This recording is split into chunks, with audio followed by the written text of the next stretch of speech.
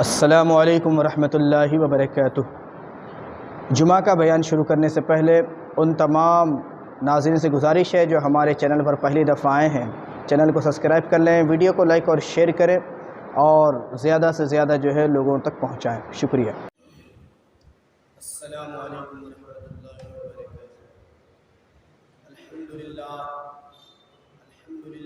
رب العالمین والعاقبۃ للمتقین والصلاة والسلام على سید الانبیاء والمرسلین، اما بعد، اعوذ باللہ من الشیطان الرجیم، بسم اللہ الرحمن الرحیم۔ فانکحوا ما طاب لکم من النساء مثنی وثلاث ورباع، فإن خفتم ألا تعدلوا فواحدة أو ما ملكت أيمانكم ذلك أدنى ألا تعولوا۔ آمنت باللہ صدق اللہ العظیم۔ وہ جو نہ تھے تو کچھ نہ تھا، وہ جو نہ تھے تو کچھ نہ تھا، وہ جو نہ ہو تو کچھ نہ ہو، جان ہے وہ جہان کی، جان ہے تو جہان ہے۔ معزز سامعین کرام، خطبہ مسنہ کے بعد قرآن مجید قرآن حمید چوتھا پارہ سورہ نساء کی آیت نمبر 3 کی میں نے تلاوت کا شرف حاصل کیا اور اسے آج اپنی تقریر کا عنوان بنایا ہے۔ تقریر کو شروع کرنے سے پہلے آئیے ہم سب مل کر امت خضرا میں آرام فرمانے والے ساری کائنات کی رحمت فخر موجودہ محسن انسانیت حضور احمد مجتبی جناب محمد مصطفیٰ روح فدا صلی اللہ تعالیٰ علیہ وسلم کی مقدس بارگاہ نہایت ہی عقیدت و محبت کے ساتھ درود مبارکہ پڑھنے کی سعادت حاصل کریں۔ پڑھیں بابا درود شریف۔ اللہم صلی علی سیدنا محمد وعلی آل سیدنا محمد وبارک وسلم۔ صلو علیہ صلاۃ و سلام علیک یا رسول اللہ صلی اللہ تعالی علیہ وسلم۔ اللہ عز و جل قرآن مجید قرآن حمید میں ارشاد فرماتا ہے فانکحوا ما طاب لکم من النساء مثنی وثلاث ورباع فإن خفتم ألا تعدلوا فواحدة أو ما ملكت أيمانكم ذلك أدنى ألا تعولوا۔ فانکحوا ما طاب لکم، تو نکاح میں لاؤ جو عورتیں تمہیں پسند آئیں، من النساء، عورتوں میں سے جو تمہیں پسند آئیں، مثنی وثلاث ورباع، دو ہوں یا تین ہوں یا چار۔ فإن خفتم ألا تعدلوا فواحدة، پھر اگر ڈرو کہ دو بیویوں کو برابر نہ رکھ سکو تو ایک ہی کرو، یا پھر او ما ملکت ایمانکم، یا کنیزیں جن کے تم مالک ہو، ذالک ادنیٰ الا تعولوا، یہ اس سے زیادہ قریب ہے کہ تم سے ظلم نہ ہو۔ معزز سامعین کرام، جیسا کہ اس آیت کریمہ کی تلاوت اور ترجمے سے آپ سب نے بخوبی سماعت کر لیا کہ آج میں تقریر کا عنوان یہ ہے یعنی شاعری۔ اللہ کے رسول صلی اللہ علیہ وسلم کا فرمان ارشاد، اللہ کے رسول صلی اللہ علیہ وسلم نے حکم فرمایا، کہا النکاح من سنتی، نکاح یہ میری سنت ہے، فمن رغب عن سنتی فلیس منی۔ پھر آگے کے حصے میں اس بات کا ذکر کیا گیا اور بتایا گیا کہ جسے نکاح سے رغبت نہ ہو، جو نکاح نہیں کرتا، اسے پسند نہیں، تو اللہ کے رسول صلی اللہ علیہ وسلم نے ارشاد فرمایا پھر وہ ہم میں سے تو بندہ نہ کرے۔ اب شرعی اعتبار سے نکاح کے تعلق سے دیکھیں تو نکاح کی کیفیت، شادی کی جو کیفیت دی گئی ہے وہ اس انداز میں ہے کہ نکاح کبھی جو ہے فرض ہو جاتا ہے، کبھی واجب ہو جاتا ہے، اور کبھی سنت موقعہ ہو اور کبھی حرام بھی ہو۔ اس کی صرف ایک ہی کیفیت نہیں بلکہ اس کی یہ چار کیفیت ہوئی۔ فرض کا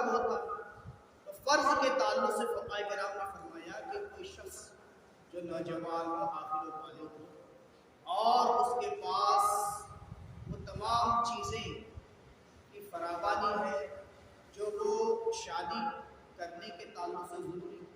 مثال کے طور پر وہ جس عورت سے شادی کرے گا اسے جو ہے چھت بھی دے دے گا، رہنے سہنے کا اس کو ٹھکانہ دے گا، اس کا نان نفقہ وہ ادا کر سکتا ہے، کما کر اسے کھلا سکتا ہے، جو خود کھاتا ہے اس کو کھلا سکتا ہے، جیسے اپنے کپڑے ویسے، یہ تمام حقوق وغیرہ تمام چیزیں اس میں بتائی گئی کہ اگر وہ شخص جس کے اندر وہ استطاعت ہے کہ وہ جس سے شادی کرے اس کے تعلق سے یہ حقوق ادا کر سکتا ہے، تو ایسی صورت میں اب معاملہ یہ ہے کہ اگر اسے یہ اندیشہ ہو کہ اب بھی اگر شادی نہیں کروں گا تو بدکاریوں میں پڑ جاؤں گا، حرام کاموں میں پڑ جاؤں گا، گناہوں میں پڑ جاؤں گا، تو ایسے شخص کے تعلق سے شرع نے حکم دیا کہ ایسے شخص پر شادی کرنا یہ فرض ہے۔ پھر کہا گیا کہ ایسا شخص جو مالدار بھی ہے، تمام آسائشیں اسے حاصل ہے اور اسے ایسا کوئی خاص یقین نہیں ہے، بس اندیشہ ہے کہ اگر میں شادی نہیں کروں گا تو ہو سکتا ہے کہ میں جو گناہ میں پڑوں، تو کہا گیا کہ ایسے شخص پر شادی کرنا یہ واجب ہے۔ پھر اس کے بعد کہا گیا کہ ایسا شخص ہے جو مالدار بھی ہے، اس کے پاس تمام چیزیں موجود ہیں، وہ جو ہے نان نفقہ تمام چیزیں دے سکتا ہے اور اسے کوئی اندیشہ بھی نہیں گناہ میں پڑنے کا، یعنی بالکل مطمئن میں شادی نہ بھی کروں تب بھی گناہ میں نہیں پڑ سکتا، تب بھی اس کے تعلق سے کہا گیا کہ ایسے شخص کو شادی کرنا سنت موقعہ، کیا ہے سنت موقعہ۔ پھر اس کے بعد کہا گیا کہ ایسا شخص جس کے پاس کچھ نہیں، جس کے پاس کچھ نہیں ہے، نہ وہ نان نفقہ دے سکتا ہے، نہ وہ دیکھ بھال کر سکتا ہے، نہ کوئی کیفیت اس کی ایسی ہے، تو ایسے صورت میں کہا گیا کہ ایسے شخص کے لیے جو ہے نکاح کرنا یہ حرام ہے۔ اور اگر اسے اس تعلق سے اندیشہ ہو کہ اگر میں نکاح نہ کروں تو گناہ میں ملوث ہو جاؤں گا، گنہگار ہو جاؤں گا، بدکاری میں، زنا میں، حرام میں پڑ جاؤں گا، تو ایسے شخص کے تعلق سے شرع نے حکم دیا کثرت سے روزے رکھیں، اس لیے کہ روزہ یہ نفسانی خواہشات کو مارتا ہے۔ تو معزز صاحب کرام، جب آپ نے مختصراً نکاح کے تعلق سے یہ کیفیتیں اس کے تعلق سے سمجھا، تو آج میں جو ہے آپ کے سامنے اور بھی کچھ مزید وہ چیزوں کا ذکر کر رہا ہوں کہ جن کا جاننا ہمارے لیے بہت زیادہ ضروری ہے۔ آج کئی سارے لوگ وہ ہیں جنہیں پتہ ہی نہیں کہ نکاح عام طور پہ کہتے ہیں کس کو، میرج، وہ بس یہ سمجھ لیں بس شادی لے کے آ گیا اپنی زندگی گزارنا، نہیں، اسلام اس کو کیا کہتا ہے، اسلام کا نظریہ کیا ہے، نقطۂ نظر کیا ہے، کیا اس کی کیفیات ہیں، یہ علم کا سیکھنا یہ ضروری ہے۔ کئی سارے لوگ ایسے اپنی زندگی گزار پتہ ہی نہیں کہ نکاح کیا ہے، لڑکے پر لڑکی کے کیا حقوق ہے لڑکے کو نہیں معلوم، اور لڑکی کو یہ نہیں معلوم کہ اس پر لڑکے کا کیا حقوق ہے، نہ اس کو معلوم ہے نہ اس کو معلوم ہے۔ پھر اس کے بعد نتیجے یہ ہو رہے کہ پھر مسئلے بگڑتے چلے جاتے ہیں، بہت ساری ناکامیوں کا سامنا کرنا پڑتا ہے، بہت ساری تکلیفوں سے بچا کرنا پڑتا ہے، بہت ساری ایسی چیزیں ہیں تو انشاءاللہ مختصر ان تمام چیزوں کا آپ کے سامنے پیش کریں، لیکن اس سے پہلے ایک سرسری جائزہ لیں۔ آج سے چند سال پہلے کے حالات کا ہم جائزہ لیتے ہیں تو پتہ چلتا ہے کہ کیفیتیں یہ تھی کہ آبادیوں میں بہت کم لوگ پڑھے لکھے تھے، بہت کم لوگ، اور وہ زمانہ کم تھا، خط و کتابت کے ذریعے سے پیغام پہنچایا جاتا تھا، یہاں کی طرح وہاں پہنچ رہی ہے، وہاں کی طرح وہاں پہنچ رہی ہے، اگر کہیں سے کسی کے نام لے کر آ گیا تو اس کو خود پڑھنے نہیں آتا تو پڑھنے کے لیے پورے گاؤں میں ڈھونڈنا پڑتا تھا کہ کون پڑھا لکھا، اس کو بلا اسے لیٹر پڑھایا، اگر کسی کو لیٹر لکھنا ہے تب بھی ڈھونڈنا پڑتا تھا کسی کو بلا کے لاؤ تو لیٹر لکھے اور لے جا کر اس کو پوسٹ کیا جائے تاکہ ہم کیا کہنا چاہ رہے ہیں اگلے آدمی کو پتہ چلے۔ لیکن کیفیت یہ تھی کہ اس وقت علم کی بہت کمی تھی، علم کی کمی تھی، لیکن اس کے باوجود بھی باپ دادا بھی جاہل ہے، اولاد بھی جاہل ہے، دلہا بھی جاہل ہے، دلہن بھی جاہل ہے، سب جاہل ہے کہ نکاح ہونے کے بعد پورے رشتے نکل برسوں رشتے نبھ رہے، کبھی طلاق کا نام کسی کو زبان پر نہیں، کبھی رشتے نہیں ٹوٹے، کبھی جو ہے کچھ ایسی چیزیں نہیں ہو رہی جس کی بنا پر جو ہے آج کل جس انداز میں ہم دیکھ رہے ہیں کہ نکاح ہوتا ہے ایک آدھ سال میں رشتے آج کل ٹکنا مشکل، 2-4 سال ٹکنا مشکل، پھر کورٹ کچہریوں کے چکر، دن کا چین نہیں، رات کو نیند نہیں، ادھر سے پریشانی ادھر سے پریشانی. حالانکہ کیفیت یہ کہ بہت پڑھے لکھے ہائی فائی ڈگریوں کے ہولڈر، کوئی انجینئر ہے، کوئی ڈاکٹر ہے، کوئی کچھ ہے، کوئی کچھ ہے، کوئی کچھ ہے، ہر ایک پڑھا لکھا پڑھے گا، رشتہ 2-4 سال چلنے کے لیے تیار ہے. وجہ کیا ہے؟ وجہ یہ ہے کہ آج ہم جو ہے دنیاوی تعلیم کو سب کچھ سمجھ کر دینی تعلیم سے، اگر ہم نے دینی تعلیم کی طرف توجہ دی ہوتی، اگر ہم نے اس کو اس حساب سے دیکھا ہوتا کہ اسلام نے شادی کے تعلق سے کیا احکامات دیے ہیں کہ جن کا سیکھنا ہمارے لیے ضروری ہے، اگر یہ چیز ہم نے سیکھی ہوتی، اپنی اولاد کو سکھائی ہوتی، اپنی نسلوں کو سکھائی ہوتی، یا پھر اب تک نہیں سیکھ سکے تھے، شادی کا ارادہ آیا ہے تو اب ہی کم از کم سیکھ لے کہ شادی کہتے کس کو اسلام، اس کے بارے میں کیا ہماری رہنمائی کرتا ہے، کس انداز میں اپنی خوشحال زندگی کو گزار سکتے ہیں، یہ معاملہ کیا ہے. حالانکہ قرآن مجید میں اللہ تعالیٰ فرماتا ہے ہن لباس لکم وانتم لباس لہم، اللہ تعالیٰ صاف الفاظ میں تم ان کے لباس ہو، تمہارے لباس کیا ہے. ہن لباس لکم وانتم لباس لکم، لباس کا کام کیا ہوتا ہے؟ اب ہم جو لباس پہنے ہیں، کپڑے پہنے ہیں، اس کا کام بدن کو چھپانا، بدن کو دکھانا.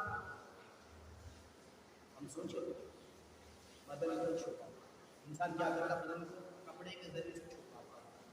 تو اب آج کل جو کیفیت ہے وہ یہ ہے کہ لوگ ایک دوسرے کی غلطیوں میں لگے، یہ اس کے عیب نکالے، یہ اس کے عیب نکالے، یہ اس کو برا بھلا کہے، وہ اس کو برا بھلا کہے. یہ کشمکش کی زندگی یہ انسان کو تباہی اور بربادی کی طرف ہے. قرآن نے تو کہا تھا کہ وہ آپ کا لباس آپ اس کا لباس، لباس کا کام تھا چھپانا. لباس کا کام کیا تھا؟ چھپانا. ہم کیا کر رہے ہیں؟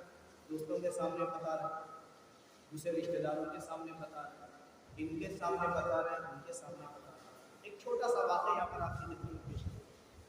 حضرت امام حسن مجتبی رضی اللہ تعالیٰ نے ارادہ کیا ایک اپنی بیوی کو طلاق دینے کا، اس میں تواریخ اور احادیث میں ملتا ہے. تو آپ کے اور ایک بھائی ہیں جن کا نام حضرت امام حسین، آپ نے سنا ہے نا؟ سنا ہے کہ نہیں سنا؟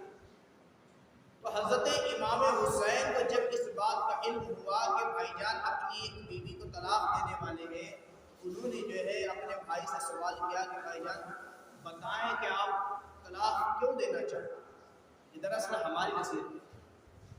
تو انہوں نے جو ہے بڑی پیاری نصیحت کی. آپ فرماتے ہیں کہ بھائی جانے دیں، اللہ عز و جل کا تجھے کیا حکم نہیں معلوم. اللہ نے فرمایا ہن لباس لکم وانتم لباس لہم. اب ایسا تو نہیں ہو سکتا ہے کہ میں اپنے ہی عیب بیان کرنا شروع کروں، میں اپنی ہی برائی کرنا شروع کر دوں، یہ نہیں ہو سکتا. آپ نے نہیں پتہ وجہ کیا. پھر معاملہ یہ ہوا کہ آپ نے طلاق دے دی. جب طلاق دے دی تو پھر دوبارہ آپ نے پوچھا کہ بھائی جان جب تک آپ نے طلاق نہیں دی تھی تو اس وقت تک تو مسئلہ الگ تھا، اب تو آپ طلاق دے چکے، اب پتہ وجہ کیا. حضرت امام حسن مجتبی رضی اللہ عنہ نے جو فرمایا بڑا بہترین آپ نے فرماتے ہیں کہ بھائی کیا تجھے نہیں معلوم کہ اب تو وہ غیر ہو چکے، اور غیروں کے تعلق سے برائی کو بیان کرنا یہ ہمیں زیبا نہیں، ان کی کمیوں اور خامیوں کے تعلق سے چرچے کرنا یہ ہمیں زیبا نہیں دیتا، کسی کی غیبت کرنا یہ ہمیں زیبا نہیں دیتا. بندہ کتنا بہترین آپ نے جواب دیا. وہی اگر ہمارے ساتھ ایسا معاملہ ہوتا، مسئلہ ہوتا تو ہم تو اگر ایک ہوتا تو 4 لگا کے بولتے، ایک بات ہوتی تو 10 اس کو لگا کے بولتے، اس کو مرچ مسالے کے ساتھ جو پیش کرنے کی آج کل جو ہے لوگوں کی عادت ہوتی ہے. جانے دے بھائی کیا معاملہ کیا ہونے والا. کسی خاتون کے تعلق سے ایسی باتوں کا ذکر کرنا کوئی مطلب نہیں، کوئی اس کا فائدہ نہیں. تو معزز سامنے اب ہم کس طرف آج سب سے اہم چیز جو ہے، سب سے اہم چیز یہ ہے کہ ہم نے خوشی اور غم کو 2 حصوں میں تقسیم کیا. خوشی اور غم کو کتنے حصوں میں تقسیم کیا؟ 2 حصوں. جب غم کچھ ہمیں آ پہنچتا ہے، مثال کے طور پر کسی کا انتقال ہو جائے تو 3 دن غم کے، پھر اس کے بعد 10واں پھر اس کے بعد 40واں، پھر اس کے بعد برسی۔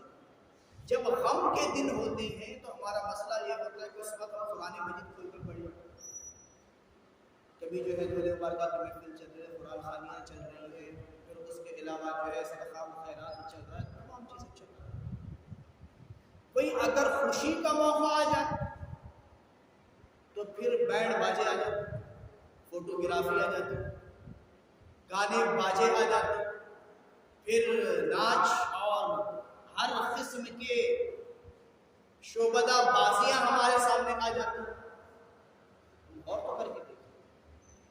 اب ایک آپ سے میں سوال کروں، ہم سب کے گھروں میں شادیاں ہوئی، ابھی شادی کے موقع پر دشمن کو دعوت دی، دشمن کو بولا، غم کے موقع پر تو اپنے بھی آتے ہیں، بیگانے بھی آتے ہیں، دشمن بھی آ جاتے ہیں، چلو بھائی مسئلہ غم کا ہے، تسلی اور تشفی دینا ہے، کچھ مسئلے جو ہے لوگوں کو تسلی دینے کے بھی ہوتے ہیں، پرانی رنجشیں جو ہے مٹانے کی کوشش کی جاتی ہے، لوگ آ کر معافی تلافی کا بھی جو ہے معاملہ کر لیتے ہیں، کہتے ہیں چلو بھائی گزرنے والا تو گزر گیا، پچھلی باتوں کو بھول جاؤ، مسئلہ سب جو ہے چھوڑ دو۔ اپنے بھی آئے، بیگانے بھی آئے، دشمن بھی آئے، سب آئے، لیکن میں آپ سے یہ سوال کر رہا ہوں، اگر شادی کا موقع ہو، خوشی کا موقع ہو، کبھی دشمن کو بھی کسی نے دعوت دی؟ اور تو کر کے دیکھیں، ہم خود سے سوال کریں، ہر کوئی خود سے سوال کرے، جب شادی یا خوشی کا ایسا فنکشن ہے، ایسا ماحول ہے، تو بتائیں کبھی ہم نے اپنے دشمن کو دعوت دے کر بلایا؟ اگر میں کہوں نہیں آپ دشمن کو بھی دعوت دیتا ہوں، کہیں گے صاحب آپ کا دماغ خراب، میں خوشی میں دشمن کو شامل کروں؟ مجھے اپنی خوشی کرکری تھوڑی نہ کرنی، خوشی برباد تھوڑی نہ کرنی، مجھے تو اپنی خوشی منانا، خوشی تو سکون سے منانا، تو کیوں دشمنوں کا تذکرہ کرنا؟ تب میں آپ سے یہ بات کہوں گا کہ بھائی جب تم نے اس بات کو مان لیا ہے، جب تم یہ کہہ رہے ہو کہ تمہارا خوشی کا موقع ہے، خوشی اور خوشی کے موقع پر اللہ عز و جل نے جسے تمہارا دشمن قرار دے اسے بلا، جسے اللہ نے دشمن دیا اسے بلا، جسے تم اپنا دشمن سمجھتے ہو، جسے تم نے اپنا دشمن قرار دیا اسے نہیں بلاتے، لیکن جسے اللہ نے تمہارے لیے دشمن کہا۔ اللہ سے فرماتے ہیں ان الشیطان للانسان عدو مبین، بے شک شیطان انسان کا کھلا ہوا دشمن ہے۔ یہ اللہ نے قرآن مجید میں دوسرے بار میں پڑھا، اور بھی کسی جگہ پر بھی فرمایا شیطان کے تعلق سے اسے اپنا دشمن مانو تو تمہارا کھلا ہوا دشمن۔ اب جب خوشی کا موقع آیا ہے، اپنے بنائے ہوئے دشمن کو تو نہیں بلا رہے، لیکن جس دشمن کا ذکر اللہ نے قرآن میں کیا اس دشمن کو بلا، اس دشمن کو بلا رہے ہیں۔ وہ دشمن کیا ہے کہ گانے باجے اس کو دعوت کی، ڈھول تاشے بج رہے شیطان کی آمد، پھر اس کے ساتھ ساتھ ناچ گانوں کی محفلیں چل رہی ہیں کہ شیطان کو دعوت دی۔ آج کل جو ہے اور بھی چند لوگ آگے بڑھ چکے ہیں، آج کل گویوں کو بھی بلا رہے ہیں، کچھ گا بھی رہے ہیں، کچھ ناچ بھی رہے ہیں، گویا کے گھر جو ہے کہ ڈسکو بناؤ، ناچ گانے کر رہے ہیں، چلو خوشی کا ماحول ہے، کوئی ماتم تھوڑی نہ۔ آج بہت بے باک لوگ ہو چکے، لوگوں کی بے باکیوں کو دیکھیں تو اللہ کی خبر۔ اب یہاں پر غور کو کر کے دیکھیں، ہم دیکھیں اتنی بڑی خوشی، اللہ تعالیٰ نے مجید میں کیا کہا، لئن شکرتم لأزیدنکم ولئن کفرتم ان عذابی لشدید۔ اللہ نے فرمایا اگر تم میری نعمتوں کا شکر ادا کرو گے تو میں تمہیں مزید نعمتیں عطا فرماؤں گا، اور اگر تم میری ناشکری کرو گے تو قریب میرا عذاب نہایت سخت۔ اللہ نے یہ اعلان فرمایا، اللہ نے نعمت دی ہے، خوشی تمہیں بخشی ہے، تو وہ موقع تو یہ تھا کہ محفل میلاد سجائی جائے، غریبوں مسکینوں کو جو ہے کھلایا جائے، وہاں پر تو موقع یہ تھا کہ صدقہ و خیرات کیا جائے، وہاں پر موقع تو یہ تھا کہ اللہ کے کلام کی تلاوت کی جائے، وہاں پر موقع تو یہ تھا کہ لوگ اگر نماز نہیں پڑھ رہے تو نمازوں کا اہتمام کرنے کے وہ عادی بنے جائیں۔ لیکن مسئلہ یہ ہے کہ آج کل ہماری سوچ اور فکریں اس قدر بدل چکی ہے، شادی کا جب موقع قریب آتا ہے تو 10 دن گزر جاتے ہیں، اگر بیچ میں جمعہ نہ ہوتا تو لوگ جمعہ بھی نہ پڑھتے، اگر بیچ میں جمعہ نہ ہوتا تو لوگ جمعہ بھی نہ پڑھتے، 10 دن گزر جاتے ہیں، کسی کو نماز کا خیال نہیں۔ ہم ایسی شادی منا رہے ہیں، تو بتائیں برکتیں اس میں کہاں سے آئیں، اللہ کی طرف سے انعامات کہاں سے ملیں گے، اور اللہ کے رسول صلی اللہ علیہ وسلم کے فیض و برکات کیسے حاصل کیسے ملے گے؟ بڑے عجیب و غریب انداز ہمارے بن چکے ہیں، ہماری سوچیں بڑی عجیب و غریب بن چکی ہیں۔ آج ہم اپنے آپ کو سمجھ رہے ہیں ہم بہت بڑے جو ہے پڑھے لکھے، لیکن ہماری کیفیت حالت ہی اچھی تھی. کسی نے کیا کہا تھا؟ کہتے ہیں وہ اندھیرے ہی بھلے تھے کہ قدم راہ پر. کہتے ہیں وہ اندھیرے ہی بھلے تھے کہ قدم راہ پر تھے. ان اجالوں نے جو ہے سب کو گمراہ کیا. آج انسان تو ترقی کی معراج پر پہنچ رہا ہے, چاند پر قدم رکھ رہا ہے, لیکن وہیں پر اس کے اخلاق اور کردار جو ہے گہری پستی میں دھستے چلے جاتے ہیں. گہری پستی. ایک بات آپ کے سامنے عرض کرتا ہے. اللہ کے رسول صلی اللہ علیہ وسلم نے ارشاد فرمایا خود میں سے وہ شخص مومن ہے جب تک کہ اپنے کسی مومن مسلمان بھائی کے لیے وہ چیز پسند نہ کرے جو اپنے لیے پسند کرے. یہ گویا کہ حدیث مبارکہ نہیں بلکہ ایک زندگی بھر کی خوشحالی کا ایک خزانہ ہے. زندگی بھر کی خوشحالی کا خزانہ. اس کو اچھی طریقے سے سمجھیں. اس حدیث مبارکہ کو آپ نے بارہا سنا ہوگا, بارہا بیانات میں آپ نے اس کو سنا ہوگا, لیکن آج سمجھیں انشاءاللہ. آج اگر سمجھ جائیں گے تو بات واضح ہوگی کہ اللہ کے رسول صلی اللہ علیہ وسلم نے کتنی گہری بات آج سے 1400 سال پہلے فرمائی. تم میں سے کوئی مومن ہی نہیں اس وقت تک جب تک کہ اپنے لیے جو چیز پسند کرتا, اپنے مسلمان بھائی کے لیے وہ چیز پسند کرتا. آپ اندازہ کرتے ہیں آج لوگ جو ایپ نکالنے میں بڑے آگے ہیں اور جو ہے دکھانے کا کسی کے پاس طریقہ کار میں بہت ہے. آج اگر ہم اس بات کو سمجھیں گے, آج دیکھیں مسئلے کیا ہوتا ہے. مسئلے یہ ہوتے ہیں کہ ہم نے شادی کر کے لیا. اب دو طرفوں میں بات کرنے کا ایک پہلو سے بتاتا ہوں, صرف لڑکے کے تعلق سے نہیں بتاتا اور صرف لڑکی کے تعلق سے, دونوں پہلو کی طرف ہمیں روشن کرتا ہے. دونوں پہلو کی طرف. سب سے اہم چیز کہ آج لوگ جس کے تعلق سے ہمیں کہنے کی ضرورت ہے, لڑکیوں میں زیادہ عیب لگائے جاتے ہیں, لڑکیوں میں زیادہ عیب ڈھونڈے جاتے ہیں. ابھی بھی وہ سلسلے چل رہے ہیں, لیکن آج کل کچھ جو ہے دو چار قدم آگے کچھ لوگ بڑھ چکے ہیں. ان کے کیفیت یہ کہ اب آج کل لڑکوں میں عیب نکالنے شروع ہو. آج کل لڑکیوں کی کیفیت یہ ہو چکی ہے, وہ کہتے ہیں نہیں ہمیں ایسے شخص کے ساتھ رہنا ہی نہیں. اب یہاں پر غور کرنے کی, وہ غور کرنے کی بات اصل یہ کہ ہم نے گھر سے ایک لڑکی کو شادی کر کے اپنے گھر پہ رکھا. اس لڑکی نے کتنی قربانیاں دی. جس گھر میں پیدا ہوئی, جس گھر میں پلی بڑی, اپنے والدین, اپنے بھائیوں کو, اپنی بہنوں کو, اپنے گھر کو چھوڑ کر آپ کے گھر, سب کچھ چھوڑ کر وہ اپنے گھر. اندازہ ہوتا پھر آئی ہے تو ہماری کیفیت کیا ہے. صبح شام سے کئی گالیاں دے رہے, اس کے ماں باپ کو گالیاں دے رہے, اسے گالیاں دے رہے, یہ ایسا وہ ایسا, یہ ایسا, یہ فلاں وہ فلاں. پھر اس کے جب گھر سے نکل رہے ہیں تو ہماری کیفیت یہ ہوتی ہے, ہماری سوچ یہ ہوتی ہے, ہمارا جو ہے سمجھنا یہ ہوتا ہے کہ یہ میرے والدین کے ساتھ جو اچھا سلوک. آپ نے اس طرح کون سا سلوک, آپ نے کیا اس کے والدین کی قدر عزت. ہمارے بزرگان دین فرماتے ہیں ہر شخص کے تین والدین, تین. ایک اس کے اپنے والدین, وہ بھی اس کے والدین.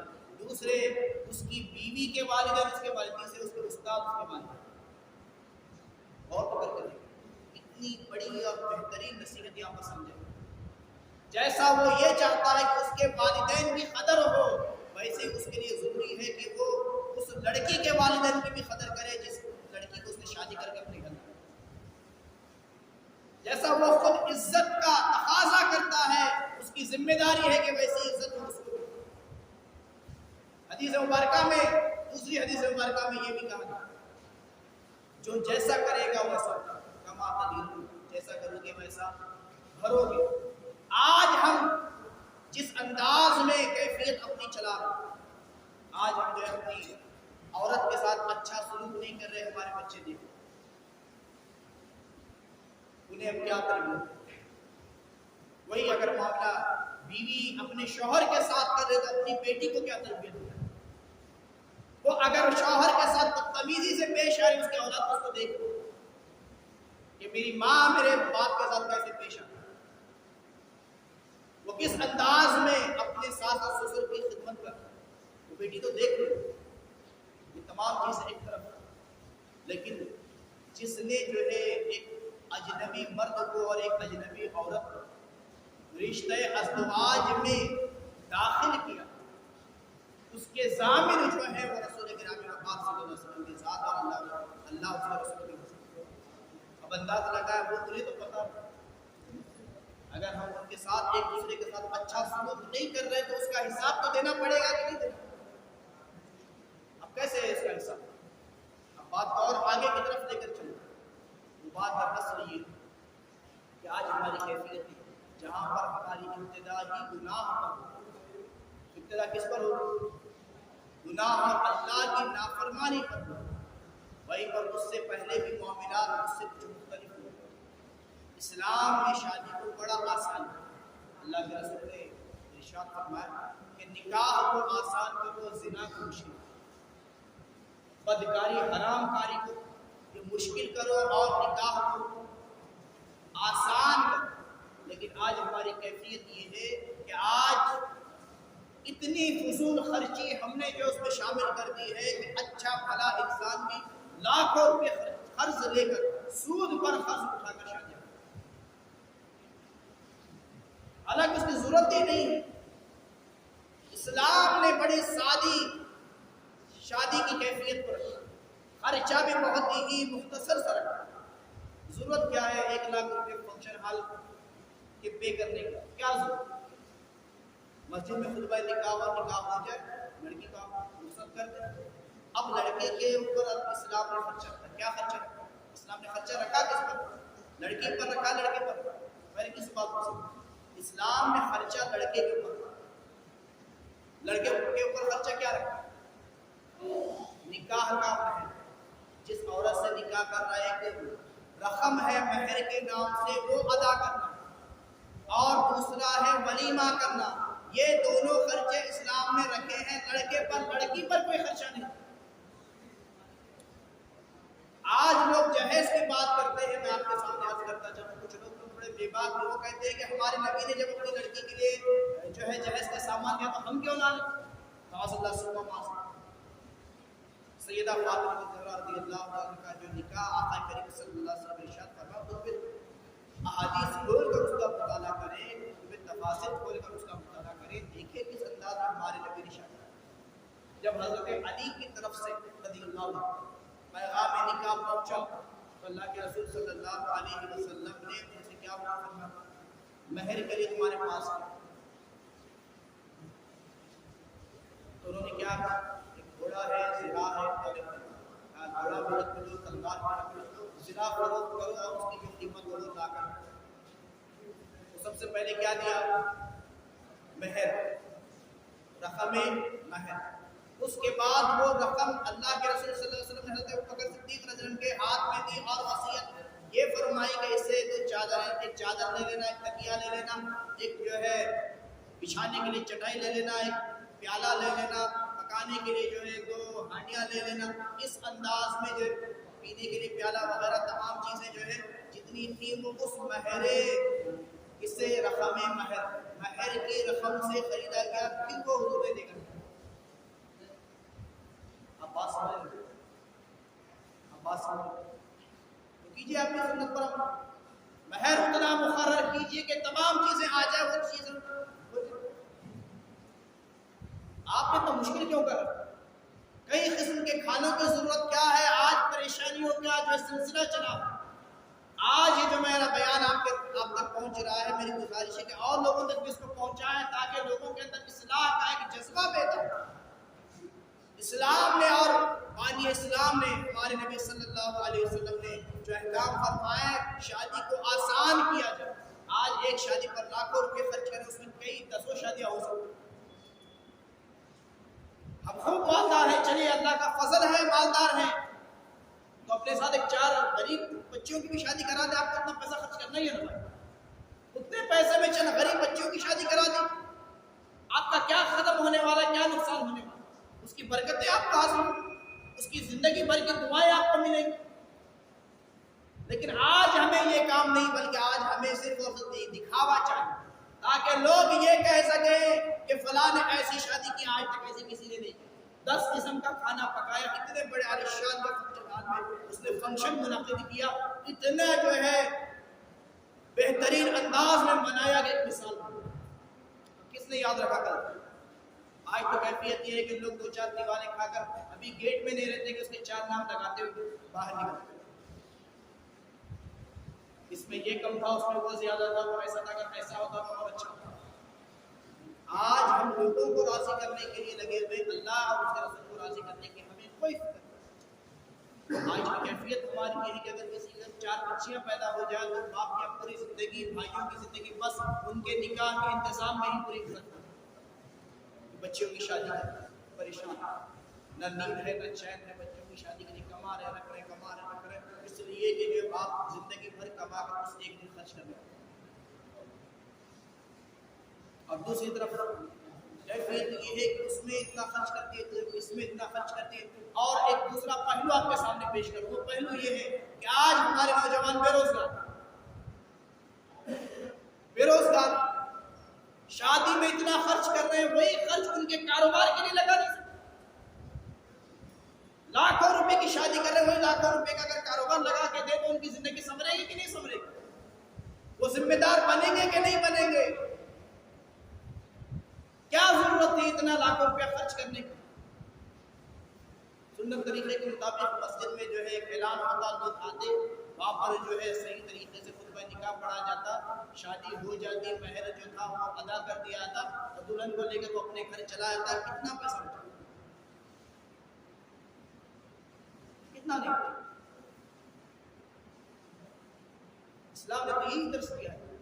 لیکن کیا کریں، دیکھے ہیں یہ دن اپنی ہی غفلت کی بدولت. سچ ہے کہ برے کام کا انجام آج ہمیں یہ بات سمجھ میں نہیں ہے تو بہت سے سمجھ ضرورت اس بات کی ہے کہ ہم اسلام کے جو اصول ہیں، اسلام نے جو آسانیاں ہمیں دی ہیں، جو طور طریقے ہمیں بتائے ہیں، جس انداز میں ہمیں سمجھایا ہے، جو تربیتیں ہمیں دی ہیں، اس کے اوپر ہم غور کریں. آج ہم صرف گناہ کو خرید رہے ہیں، نیکیوں کو خریدنے کا ہمارا کوئی اثر نہیں، گناہ خرید. آج ہماری کیفیت یہ ہے کہ مسجد کے لیے دینا تو 10 روپے 20 روپے ہم پر بھاری، کسی مفلس کو، کسی پریشان حال کو 2-5 روپے خیرات دینا ہمارے پر بھاری ہے. فضول خرچوں میں ہم لاکھوں خرچ کر دیتے ہیں، اس میں ہم فخر محسوس کرتے ہیں. اللہ اس کے رسول کی ناراضگی کے لیے لاکھوں خرچ ہو سکتے ہیں، اللہ اس کے رسول کی رضا کے لیے 2-5 روپے خرچ کرنا ہمارے لیے مشکل ہے. آج ضرورت اس بات کی ہے کہ اصلاح کا وقت کا تقاضا یہ ہے کہ اللہ تعالیٰ کی بارگاہ میں دعا ہے کہ پہلے سننے سے زیادہ ہم سب کو عمل کرنے کی توفیق عطا فرما اور اسلام کی جو احکامات ہیں اس پر عمل کرنے کی توفیق عطا فرما اور ہمارے کاموں میں یا رب الجلال عطا فرما، تیری رضا کے لیے کام کرنے کی توفیق عطا فرما. واقعہ